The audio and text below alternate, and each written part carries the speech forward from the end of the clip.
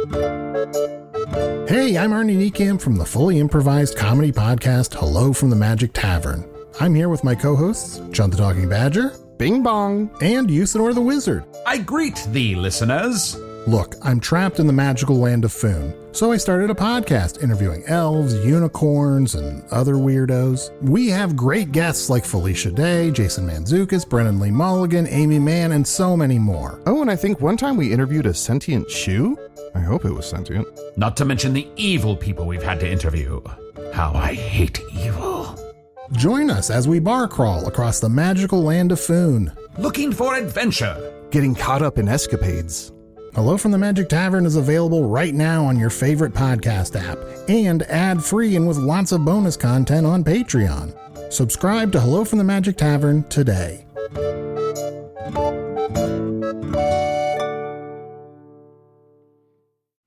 Hello, listener. This is producer Jeffrey.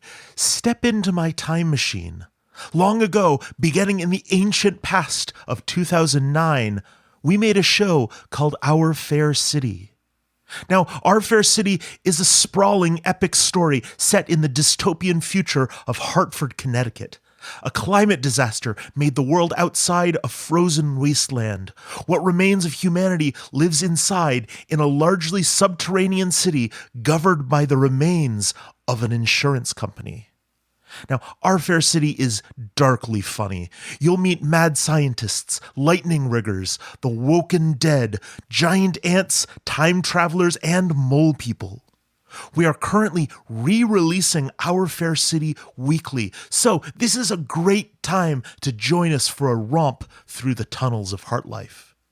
After today's episode, we'll be sharing a trailer for the show. I hope you'll check it out, and I would love you to join us in our listen of Our Fair City, found wherever you're listening to this podcast right now. Thing is, it's not that hard. Okay, but it's not straightforward either. The calendar isn't really... All you have to do is lie to a period track app one time, and bam, there it is. Never caught by surprise again. Oh, hey. Right? It's called a cycle for a reason, not like it stops. Yet. Oh, no. Yep. Although scientifically, how would that even... How does anything happen these days? Ooh, are you recording? I am, are you? Hello and welcome to episode 1 of World Gone Wrong with Malik and Jamie. I'm Malik. And this? Jamie, I'm Jamie. Someone on the radio said something about the sun going out forever in a month or so. But we all knew the end was near, nothing to be done from here. So I shake my head and off to bed I go. So, like we said, this is World Gone Wrong, and we are here to discuss and explain our ever-changing reality in ways that inform and entertain you, the listener, who will hopefully exist at some point. Fingers crossed. My dad said he'd listen. Ooh, then hello and welcome to Jamie's dad. Hi, Dad. Ooh, what if we narrowcast this? Did a whole episode just for your dad? Yeah, it'd be like IT jokes, gardening tips, recipes for squash. I don't know, how to hand mend something. I need to know that. Yeah, listen, he's getting into it. Maybe next episode. So we are here. Yes, I am your dashing Chicago correspondent, and Jamie is your equally dashing co-host, broadcasting all the way from scenic small-town Colorado. How is it out there, Jamie? It's... have you seen the news about... Yeah, are you guys okay?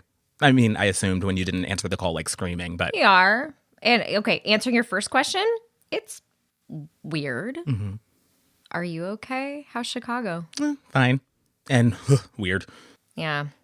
So the show, I think we said we would look at the current moment, everything that's happening, and take it one catastrophe at a time. And today's episode, we were starting simple with werewolves. Werewolves. But before we get into that, some quick background, who are these people in your ears right now? Oh, that makes sense, yeah. We are 2 younger millennials, which is to say our world's been rushing down the drain basically since we've been aware of it.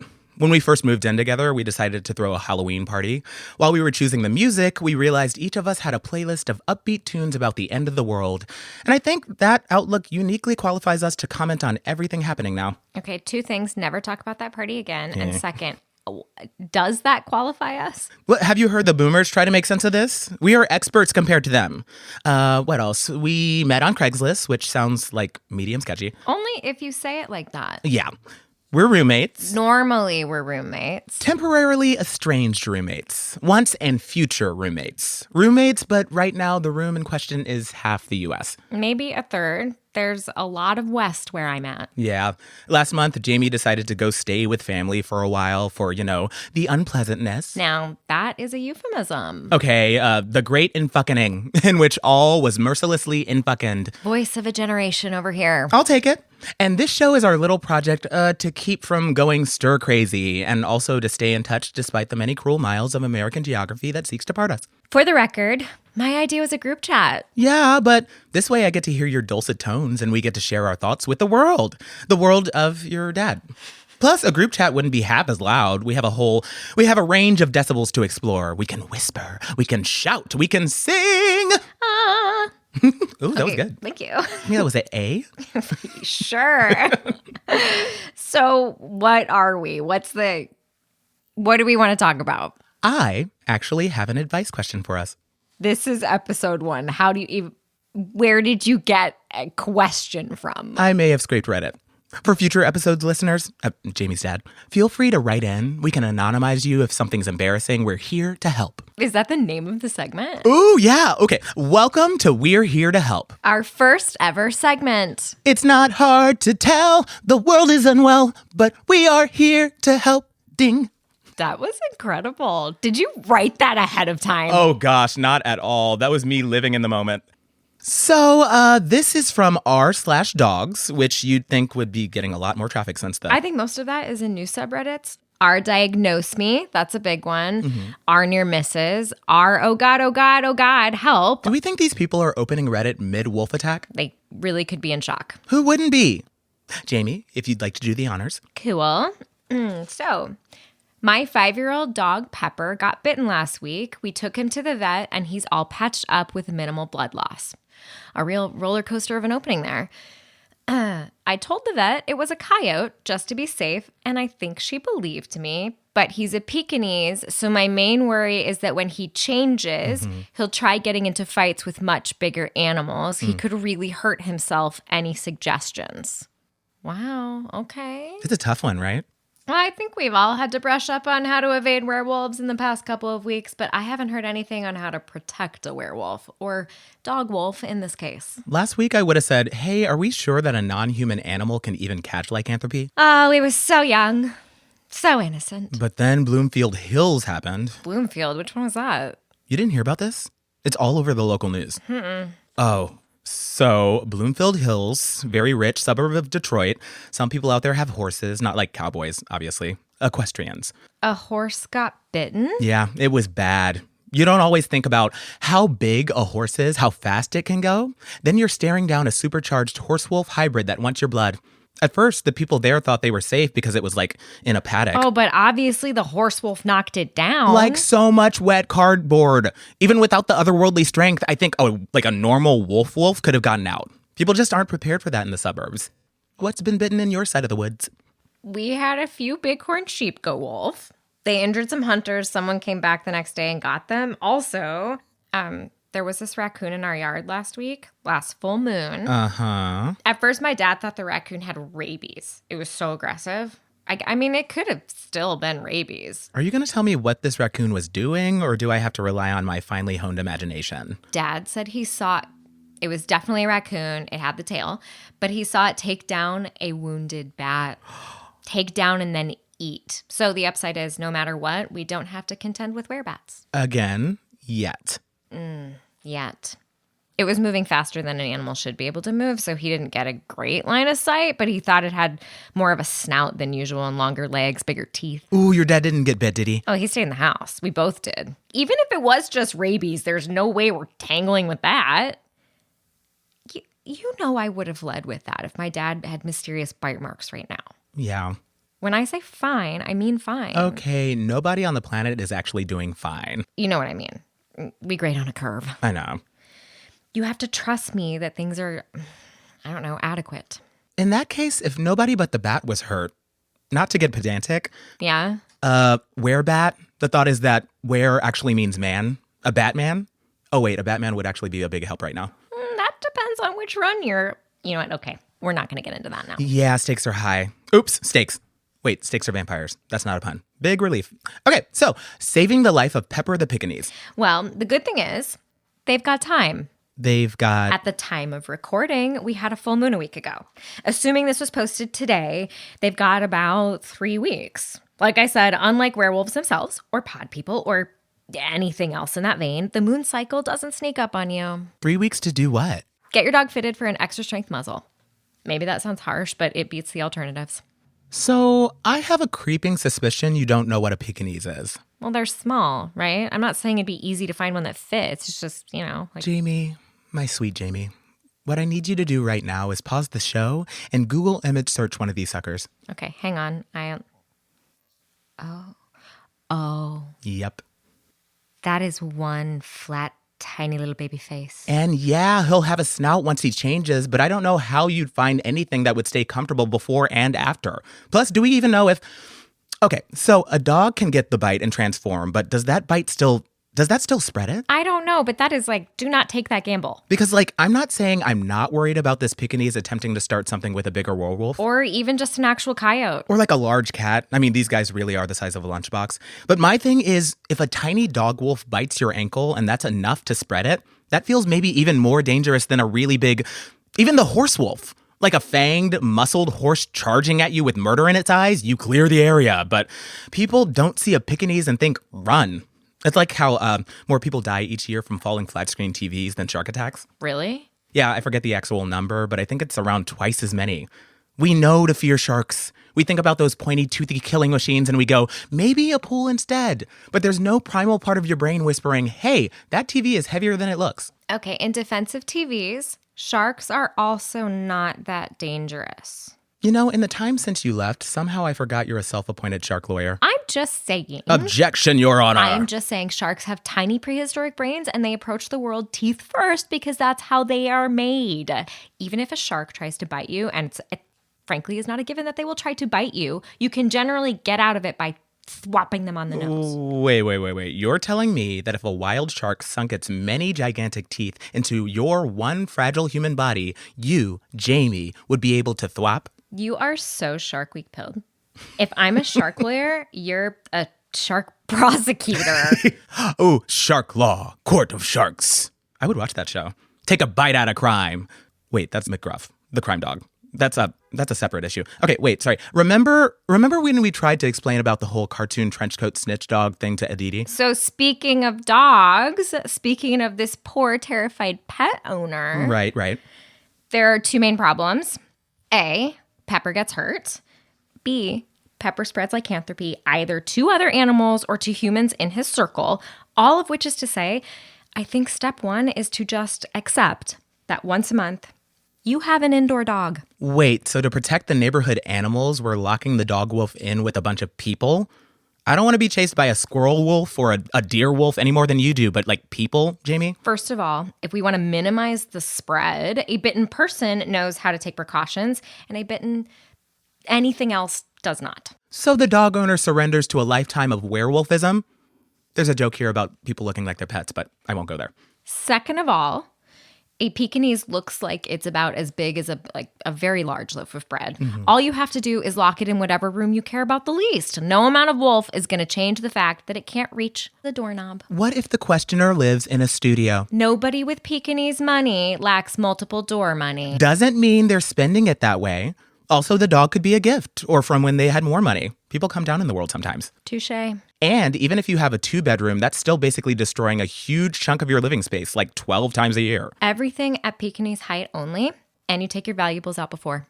I hear you, but the floor. Yeah. You are never, ever getting your deposit back. Do you usually get your deposit back? Point. Landlords, go figure, the one thing in the world that doesn't change. You know what else, though? What? We are assuming this little guy can't jump. Probably not high with those tiny little legs. Every inch he can gain increases the zone of destruction. There are drawbacks. I think the solution is clear. You do. You drug the dog. Okay. You what? I mean, according to what I've heard, that's already what the rich are doing when they get bitten. Knock themselves out, wake up the next morning a little groggy. So you go back to the vet, talk your way into some supplies, and then every 4 weeks you have a tiny, snoring little dog wolf by the side of your bed. Safe and adorable. Talk your way into the vet giving you animal tranquilizers. Yeah. Okay, Malik, what does that sound like? It sounds very charming because the safety of you and anyone you live with is on the line. Flirt with the veterinarian? That's your plan? Do you also sweet talk them into describing the correct dosage for your dog? Maybe it's more of a bribe. So we're relying on the vet being corrupt. Hey, you've lived in Chicago for years. You know how it is. The fix is in. And if you get the one honest vet in town, keep in mind, what it's actually going to sound like is not, oh, I'm protecting my living situation from the world's tiniest shapeshifter. It's going to sound like you want to get high enough to knock out a Pekingese, a small dog. Hi, baby. Okay, wait. Compromise. We marry your plan with my plan. How? I'm not saying it's a loving marriage. It's more of a marriage of convenience. Malik, what are the compromises? I'll explain after this commercial break. Wait. We have commercials? Okay, on episode 1 of this show, how is this even possible? Allow me to explain during our commercial break. Ha ha!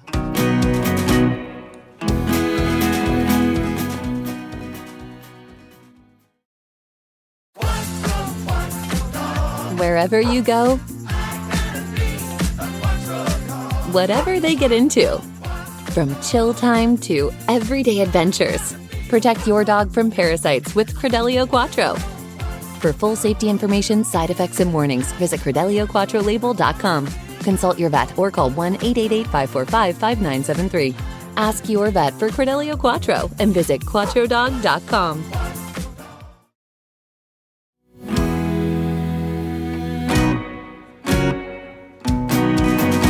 Hello again, and we're back with my brilliant solution. Jamie's plan merged with mine. Okay, so you go to the vet, you don't try to seduce them, and you don't try to slip them a crisp 20. What? You were only going to bribe them with $20? For what? A dog's lifetime worth of tranquilizer? I would leave room to bargain. If you start out high, they don't respect you. And you crave the respect of a vet craven enough to sell. No, I crave the savings. Life is so expensive. Okay, right. Fine. Keep in mind, you've got to be able to afford to feed a pint-sized wolf once a month. I really doubt he's going to settle for kibble. Also, the therapy bills for you and everyone you live with. Also that. So, okay, the compromise. You go back to the vet, who may be a wonderful person. I don't know why we keep smearing this imaginary stranger's name. You say, hey, I'm sorry, but my dog won't stop trying to bite at the spot you patched up. Oh. Yeah, you get a shame cone. And this is very key, you put the cone on the dog before he transforms. And then you lock him in. See, this part it's still a problem because not everyone has multiple rooms, but you get where I'm going. You gain a layer of extra protection and your dog won't be able to chew through a door. That would be a lot of chewing.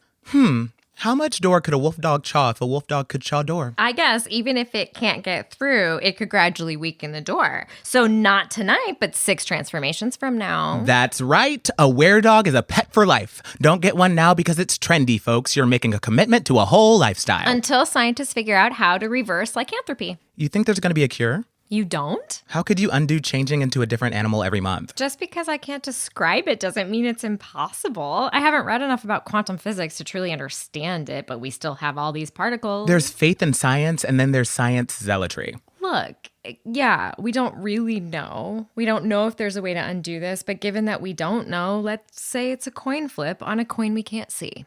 An invisible coin? All right, what do we gain by acting like we're all doomed forever? Even if that's the answer, why live in that space right now when we don't have to? It'll save you the disappointment later. Is it worth living in fear? Shit. Yeah. No.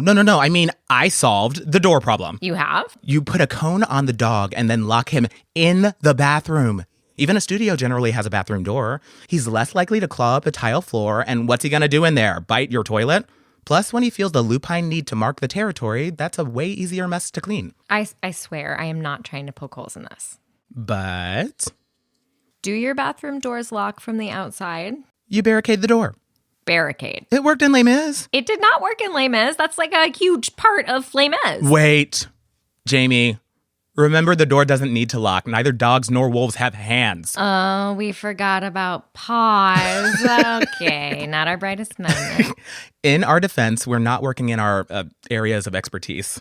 Next advice column, I'll find someone whose problem involves werewolves and cooking. The Dewey Decimal System versus the Library of Congress. Women's hockey and the drama surrounding women's hockey. It's not my fault they keep marrying players from rival teams. Or we can do one for me, like, help, I'm running from this wolf bear monster and I also really need someone to analyze the themes in this stanza. Okay, show off. Writing, teaching, studying, and performing your poetry Swiss Army knife.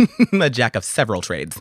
Okay, so back to it. We shame cone Pepper, put him in the bathroom, and shut the door until it clicks. Did we just solve it? There's only one problem.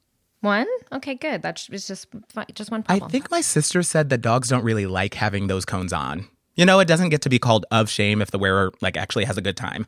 The dog might not like it, but if vets do it, then it can't actually be harmful. And I don't think any of us would like becoming a werewolf. You're on Team Cone now? Team Cone and Team Door. You post a sign over the knob so you don't forget. Not to crack open the door behind which a furious loaf-sized wolf is going on a rampage. You don't even need a sign. But What? what if you have to use the bathroom at, any point during the night? You visit the all-night diner across the street, buy a cup of coffee. Do you know any 24-hour places that are still open every night of the moon cycle these days? And what if they live in the suburbs or the middle of nowhere? Yeah, right. Or any other place where you don't want to be out at night. Yeah, that's not ideal. I guess you could have a designated bedpan. Ugh, gross. That's your line in the sand? I think it is. You know what else we're forgetting? What? A dog isn't a person. You can kennel a dog. Kennels. Just put the dog in its cage for a night. You don't even have to trank him or cone him. Although... What? How strong is your average dog cage and how strong is your average dog wolf? Are we talking about a dog wolf or are we talking about a fuzzy basketball with legs? I think we have to assume that even a normally defenseless animal can do a lot of damage if you give it preternatural strength and angry wolf thoughts. That's why regular werewolves are dangerous in the first place, isn't it? Did you see that video from Maine of that guy? Of course. I do think it was probably staged. Based on what? Oh, first of all, I do not think of TikTok as the home of serious journalism. It's the algorithm mathematically guessing what you're likely to stare at. And second, real special effects people have put out videos explaining how you can fake those visuals. I hope you're right because the way he rips it in two. It could be a deepfake. It could be a clip from some obscure movie. I think we both would have said the same thing about werewolves a few months ago. And look where we are now. Look where we are, literally. Look at the rest of it. All the... What did I say before? The great befuckening. These are exactly the scenarios where misinformation spreads the fastest. Everyone's scared, and some people think they stand to gain from that. It's part of the human condition, unfortunately. The look on his face, though. That's why I think it's a movie. From what I've read, the lighting makes no sense for the time of day. Besides, who would film something like that and have the presence of mind to zoom in on his expression? You'd think a bystander would be way more worried about the claws and the, collateral damage. You think? Also, the sound quality is suspiciously good. No wind, no ambient noise. Yeah. It would be irresponsible of us to spread hysteria. Plus, we still owe the questioner a response. They're just some Redditor. They're not going to hear this. They might. I guess. Then I guess we need an answer. Thank you. For what? For providing this segue. Okay, so you do everything. First, and I cannot believe we didn't mention this yet, you protect everyone else who lives there. You invest in some steel-toed boots and leg armor. Leg armor. Jamie, if you think there isn't already, as we speak, a place on the internet where you can buy chainmail socks, then you and I are on very different internets. Chainmail socks? Chainmail pants? Tell me you haven't seen some Ren Fair entrepreneur out there. Okay, hold on. The Ren Fair scene and the TTRPG scene are different. Uh-huh. Have you seriously never played D&D? I made a half a character sheet 5 years ago. It was like doing taxes, but with elf magic, which somehow made it less fun. There are all kinds of tools on the internet now. That whole scene really feels like, to me, no offense, nerds out of college finding a way to keep getting homework. Says the guy studying for a living. Whoa. It is not for a living if you don't make any money doing it. In fact, it's the opposite of doing something for a living. I am waiting tables and tending bar so I'll have the money to spend on a PhD. No sorcery to speak of, unless you count the power of words and a cold brew coffee. Naturally. Potion of shake a lot and then poop weird. +1 to intelligence, -1 to constitution. -1? Have you had coffee before? What were we talking about? Leg armor. Okay, yeah, probably that exists. And if it didn't before, it could now, given the massive increase of bite injuries. Right, and you get, welder's gloves in case you need to use your hands. And then you cone and kennel your dog, specifically in the bathroom, door firmly shut. And you wait, and you hope, and in the meantime, yeah, it's very gross, but you pee into a makeshift bedpan if you need to. Every month? For one night every month, because this is Pepper, your dog, who you love. It's Pepper. And if that's what it takes to keep him in your life, you do it, one night at a time. Mm-hmm. And I can't stress this enough, you label your pee pan so clearly. So since I'm the only one of us that has a Reddit account, am I going to have to type all of this out? Maybe just link them to this episode. They don't have any responses yet. They might appreciate it. Even the amount of verbal slapstick that it took us to get here. It could make them feel like someone's at least along for the ride. I feel like that's the main thing we can do right now. It's part of what makes this slog worth it. The way we can all reach to each other and, even in the smallest ways, remind each other that for every stupid, sad, weird, ridiculous thing that happens to us, someone out there is dealing with some other situation just as befuckend. You're saying no one is alone? Everyone's alone. It's one of the many things that we have in common. I think that's as good as any place to leave off. Yeah. This is Malik. Oh, and hi, Jamie. Signing out. We know things are getting weirder every day, but we hope you're doing okay. And we wish you all a better tomorrow. And even when it's ashes, there'll be part of me that wishes we could stay. Jamie and Malik are played by Hilary Williams and Michael Turrentine. This episode was written by Jessica Best. Directed and edited by Jeffrey Nils Gardner. Our show art is by Carly Fairbanks. And our bangin' theme song is Falling in Love at the End of the World by Olivia and the Lovers. World Gone Wrong is produced and created by Jeffrey Nils Gardner and Eleanor Hyde.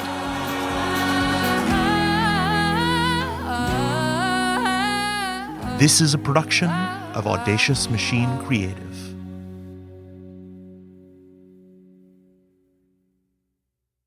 In this place, once known as Hartford, Connecticut, the wind doesn't howl. It screams.